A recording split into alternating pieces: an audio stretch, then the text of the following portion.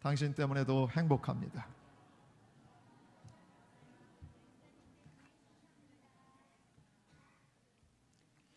오늘은 부활주일이라 인사를 한 번 더 해야 됩니다. 옆 사람과 함께 인사를 하는데 어떻게 인사를 하냐면 예수 다시 사셨습니다. 그리고 인사를 하는데 남자들끼리 여자들끼리는 포옹을 해도 괜찮습니다. 주님 다시 사셨습니다.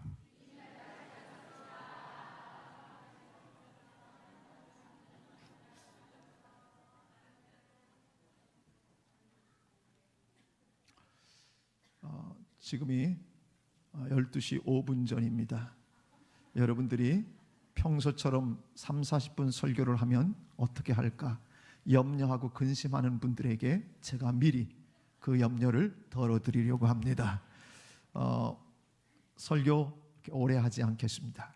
그래서 오늘 모든 예배가 앞으로 한 15분, 20분 이내로 다 끝나도록, 한 20분 이내로 끝나도록 그렇게 하겠습니다. 괜찮죠? 그래요.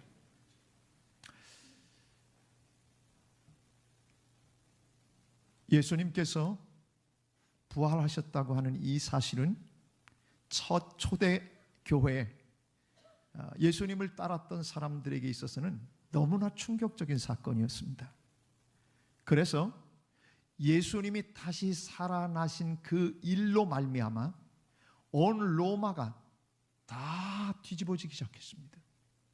그리고 예수님을 따라 살아가던 그들이 십자가에 돌아가신 예수님으로 인해서 좌절스럽고 그 능력 많으시던 예수님이 어떻게 저러실 수가 있을까? 저렇게 비참하게 돌아가실 수 있을까? 그래서 모두가 다 좌절과 절망에 빠져 있었는데, 그런데 3일 만에 부활하심으로 말미암아 그 부활, 처음에는 믿지 못했어요. 여러분, 죽은 자가 살아난다고 하는 것을 누가 믿을 수 있겠습니까? 기독교는 우리의 이성적으로 판단해낼 수 있는 학문적인 그런 이성적인 접근으로는 불가능한 부분들이 바로 성경입니다. 그런데 그 당시에 많은 사람들이 예수님이 과연 살아나셨을까라고 하는 것에 대해서 의구심을 품고, 여러분, 어떤 일이 있고 나면 그 일이 적어도 몇 년, 몇십 년이 흐르면 그 사실에 대해서 희미해지는 경향이 생겨납니다. 미국의 유명한 문학가이고 정말 대단한 천재로 불렸던 두 사람이 있습니다. 하나는 잉거솔이라고 하는 사람과 또 하나는 류 월레이스라고 하는 장군, 둘이서 이렇게 천재성을 가지고 있는 두 사람이 우리 한번 의기투합해서 예수님이 죽었다가 다시 살아났다고 그랬는데 이 기독교인들 이거 허구라고 하는 사실만 발견해낸다면, 그렇다면 우리는 기독교를 말살시킬 수도 있고 그리고 우리의 인기는 대단하게 될 거다, 이런 마음을 갖고 이 천재 문학가들이 둘이 마음을 합해서 그 증거들을 찾아보기로 했습니다. 유럽의 도서관들을 뒤지고, 그리고 그들이 과거에 예수가 다시 살아났다고 하는 이 사실이 허구라고 하는 것을 증명하기 위해서, 그리고 하나님의 아들이라고 하는 이렇게 예수 믿는 사람들이 엉터리로 믿고 있는 것에 대해서 도저히 인정할 수 없는 무신론자였던 이 두 사람이 도서관들을 뒤지고, 그러면서 예수의 다시 살아났다는 걸 허구성을 증명하려고, 그리고 온통 그 모든 것들을 뒤지기 시작했습니다. 드디어 그들이 책을 쓰기로 하고 서론을 쓰고 1장, 2장을 써나가다가 그들이 아무리 반박하려고 해도 도저히 예수 그리스도가 죽었다가 다시 살아난 일에 대해서 역사가 다 증명하고 있기 때문에 도저히 이 사실을 부인할 수 없어서 무릎을 꿇고, 이들이 이 정확한 사실 앞에 무릎을 꿇고 예수의 사람들로 변화되는 놀라운 역사가 일어났습니다. 이 사람들이 쓴 작품이 벤허라고 하는 작품입니다. 예수를 만나고 나서 무신론자였던 이들이 예수 그리스도의 다시 살아나신 이 놀라운 역사적인 증거들 앞에 무릎을 꿇고, 그리고 그들이 써내려간 작품이 바로 그 유명한 배너라고 하는 작품입니다. 초대 그리스도인들이 예수 그리스도가 살아나신 것을 믿기 전에는 그들은 우울했습니다. 좌절스러웠습니다. 십자가에 맥없이 그렇게 죽임을 당하시는 예수를 보면서 그렇게 수년 동안 예수님의 뒤를 따라다녔던 자기들의 모습이 오히려 더 불이익을 당할까 두려워하면서, 그래서 예수님을 따랐던 사람들이 마가의 다락방에 모여 문을 잠그고 있었습니다. 두려웠습니다. 막달라 마리아는 예수님의 무덤을 찾아갔습니다. 향유를 바르려고, 그렇게 시체 앞에 향유를 부으려고 갔었는데, 그는 거기서 부활하신 예수님, 그 무덤 문이 굴려진 것을 보고 놀랐습니다. 약속대로 살아나셨다고 하는 이야기를 듣고, 그리고 그때부터 모든 따르던 제자들이 살아나신 예수님을 확인하는 장면들이 성경에 나옵니다. 그리고 나니까 여러분, 내가 모셨던 사람이 죽었다가 살아났다고 생각해 보십시오. 어떤 모습이겠습니까?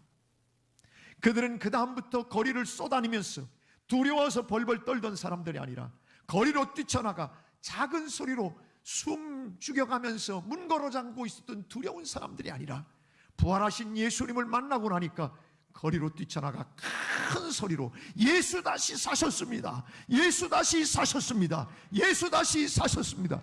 가는 곳마다 이 복음을 전하기 시작했던 겁니다. 그래서 부활하신 다음에 예수 그리스도의 사람들에게는 복음의 핵심 메시지가 예수 사셨습니다. 이게 첫 메시지였어요. 우리가 수천 년이 흘러 우리가 그 현장에 없었고 역사적인 흐름 속에 변하지 않는 하나님의 말씀이 그런 놀라운 사실들을 증명해 주고 있지만, 여전히 우리의 눈과 우리의 이성은 어떻게 죽었다가 사람이 살아 믿지 못하는 그런 일들이 우리의 마음속에 종종 생겨나는 것을 보게 됩니다. 하나님은, 기독교 신앙은, 여러분, 세상 종교들은 무덤에서 다 끝납니다. 석가모니도 무덤에 들어갔고, 공자도 무덤에 들어갔고, 4대 성인 가운데 하나 들어가는 마호멧도 무덤이 있습니다. 그러나 예수 그리스도가 장사되었던 무덤은 무덤문이 열려 빈 무덤이 된 것입니다. 기독교의 신비는, 기독교 신앙의 신비는 빈 무덤에서 출발하는 것입니다. 빈 무덤, 그것이 바로 오늘 우리의 신앙의 고백이고, 다시 사신 예수 그리스도를 믿는 그 믿음으로 인해서 우리는 이 땅에서 오늘 본문 말씀은 그겁니다. 예수님이 다시 산 것처럼 너희들도 같은 모양으로 같이 살아날 거다. 예수님이 죽은 것처럼 너희도 죄에 대해서는 죽었고, 앞으로 예수님이 사신 그 모양 그대로 너희들은 다시 영원한 생명을 얻게 된다. 이것을 성경이 강조해 주고 있는 것입니다. 세상은 많이 배운 자와 못 배운 자, 많이 가진 자와 가지지 못한 자, 그리고 세상은 잘난 사람과 못난 사람, 세상은 잘생긴 사람과 못생긴 사람, 세상은 많이 가진 자와 적게 가진 자, 그렇게 구분합니다. 성경은 그렇게 구분하지 않습니다. 성경은 세상 사람들, 이 온 인류의 사람들을 둘로 딱 구분합니다. 하나는 예수 그리스도가 그 안에 들어가 있는 사람은 살아있는 자요, 예수를 마음에 품지 못하고 살면 죽은 자라, 오늘 그렇게 표현을 하고 있는 겁니다. 살아서 숨을 쉰다고 살아있는 것이 아니라 정말 마음에 생명 되신 부활하신 예수님이 그 안에 들어가 있는 사람은 죽어도 다시 사는 그 영원한 생명을 가지고 있기 때문에 그런 사람을 가리켜 영적으로 살아있는 자, 오늘 그렇게 표현하고 있습니다. 오늘 이 자리에 함께하는 여러분들이 살아있는 자임을 축복합니다. 세상에 돈을 많이 가졌다고, 많이 배웠다고, 높은 위치에 올라갔다고 해서 그리스도인들은 부러워하지 않습니다. 왜 그럴까요? 살아서 호흡이 있다는 게 산 것이 아니라 영원한 생명, 부활하신 예수님의 생명이 우리 안에 들어와 우리에게도 그 영원한 영생에 대한 소망을 부여잡고 살아갈 수 있는 이 특권을 누린 자들만이 오늘 진짜 살아있는 자이기 때문에 그렇습니다.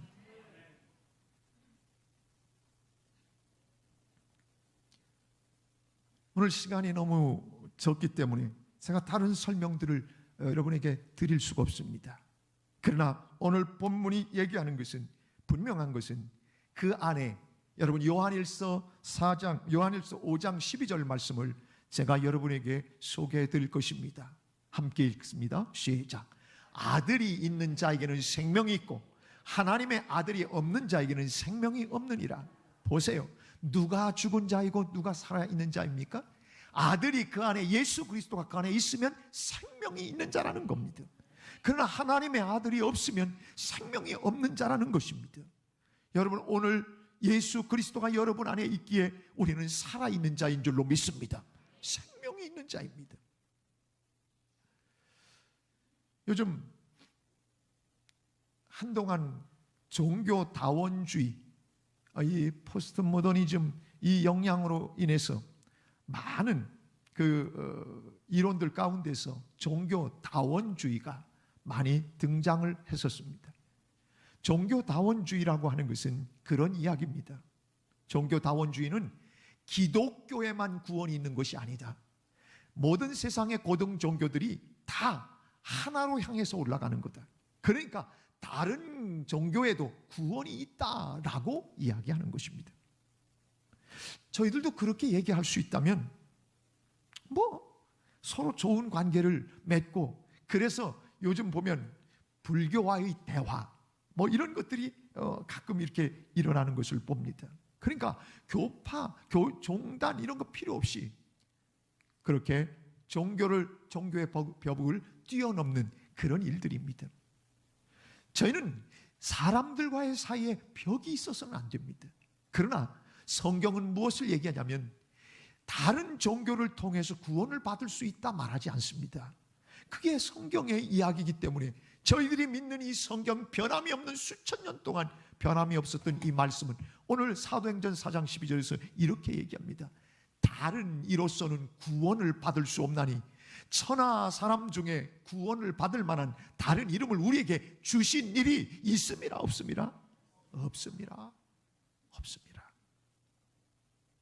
신천지는 이만희, 교주 이만희라고 하는 이름, 안상홍이라고 하는 그런 이름들, 이런 것을 가지고 구원이 거기에 있는 것처럼 말합니다. 여러분, 그렇지 않습니다. 천하 어떤 사람에게도 예수 그리스도를 제외하고는 구원받을 만한 이름을 우리에게 주신 일이 없습니다. 그래서 우리는 편협한 종교 같지만 기독교는 오직 예수 그리스도를 통해서 구원을 얻는다고 하는 확실한 이 말씀대로 우리는 이 사실을 믿고 여기까지 옵니다. 그래서 수많은 사람들이 예수를 믿지 않으면 살 수 있는 그런 가능성이 많이 있음에도 불구하고 예수 그리스도를 부인하지 않고 목숨을 버리면서까지 예수를 끝까지 믿었습니다. 그래서 순교의 피가 이 나라에도 흘러 넘쳤고 기독교 역사 속에는 항상 피의 순교의 역사였습니다. 예수 그리스도를 포기할 수 없는 사람들이 오늘 그래서 수천 년이 지난 지금 한국 땅에도 불과 130여 년 전에 들어온 기독교가 오늘 수백만에 수천에 이르는 기독교인들이 탄생하게 된 놀라운 일들이 일어나고 있는 것을 보게 됩니다. 이 안에 뭐가 있기 때문입니까? 생명이 있기 때문에 그렇습니다. 복음 안에 생명이 없다면 사람들이 이렇게 예수 그리스도를 믿고 생명을 붙들고 살 수 없는 겁니다. 부활하신 예수가 우리 안에 들어와 생명을 주시기 때문에 오늘 우리는 이 복음 아래, 이 진리 아래 감사와 감격으로 이 땅을 살아가는 것입니다. 그런데 우리는 부활을 노래하고 부활을 찬양하면서도 내 안에 부활의 능력이 없는 그런 불행한 모습들이 우리 가운데 있지는 않습니까? 부활하신 예수님이 내 안에 정말 들어와 계시다면, 그 아들이 생명 되신 아들 예수께서 내 안에 계시다면 나의 오늘의 삶은 어떨까요? 조그만 일에도 쓰러지고 그리고 조그만 실패에도 좌절하고 조그만 관계 어려움에도 그냥 지치고 상하는 그런 일들이 우리 가운데 있다면, 사랑하는 여러분, 부활하신 예수의 생명이 나를 지배하고 있는 순간이 아니라고 하는 생각을 해볼 수 있는 겁니다. 진짜 살아계신 예수 그리스도가 내 안에 들어오면 나는 이 세상의 어떤 형편, 어떤 상황에 갖다 놔도 나는 예수 때문에 그 자리에서 다시 일어나고 또다시 일어나 이 땅을 승리하며 걸어갈 수 있게 되는 줄로 믿습니다. 몸이 연약하다고요? 내 몸에 질병이 많다고요? 그래도 예수, 생명 되시는 예수가 내 안에 있으면 나는 그 질병 때문에 쓰러지지 않습니다. 주님이 내 병든 몸을 고쳐주실 수 있기도 하거니와 고쳐주시지 않는다 할지라도 이 몸이 주님 앞에 서는 날 나는 영원한 생명을 얻을 수 있기 때문에, 우리는 이 땅이 끝이 아님을 알고 있기 때문에, 그래서 우리는 그 부활신앙으로 이 땅을 승리하며 걸어갈 수 있는 것입니다.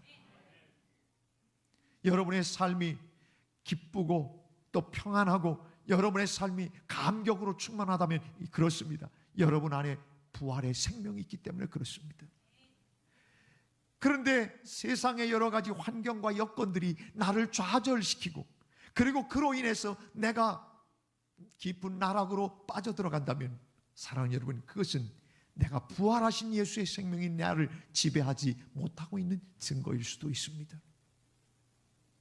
오늘 저는 여러분에게 축복합니다. 부활하신 예수의 생명이 여러분의 안으로 깊이 들어가기를 축복합니다. 부활하신 예수를 만난 다음에 사람들이 달라졌습니다. 겁쟁이들이 변해 용기 있는 자들이 됐습니다. 우울하던 자들이 기쁨의 환호성을 질렀습니다. 숨어 지내던 자들이 세상을 지배하기 시작했습니다.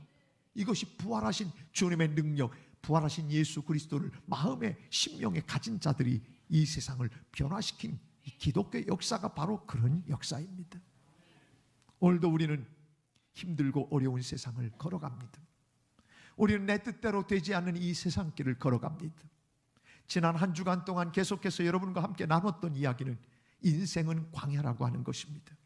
정상을 향해서 올라가는 것이 아니라 광야 같은 이 세상을 오직 말씀을 의지하고 하나님만 바라보고 그렇게 이 땅을 힘있게 걸어가는 것.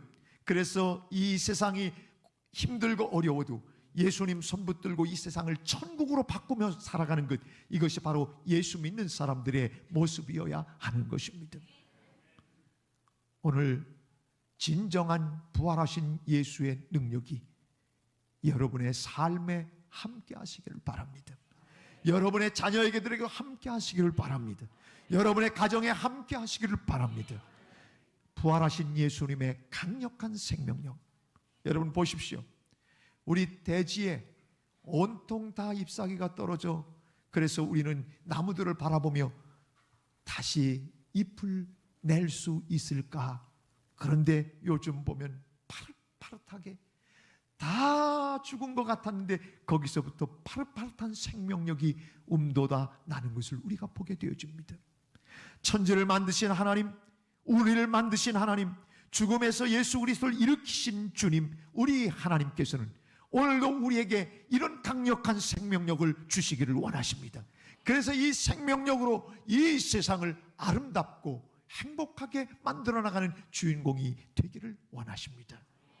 사랑하는 여러분, 이 부활의 아침에 이 생명력을 여러분의 것으로 소유하게 되기를 축복합니다.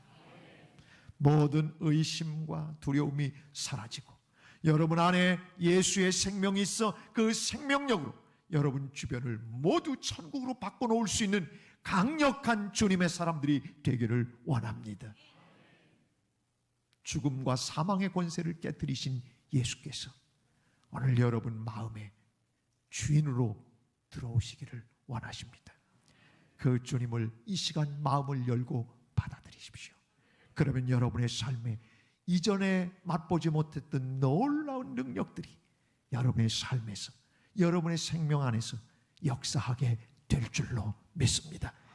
그래서 오늘 부활의 그 능력이 여러분의 것으로 고백되어지는 이 아침 되기를 다시 한번 축복합니다. 우리 함께 찬양하겠습니다.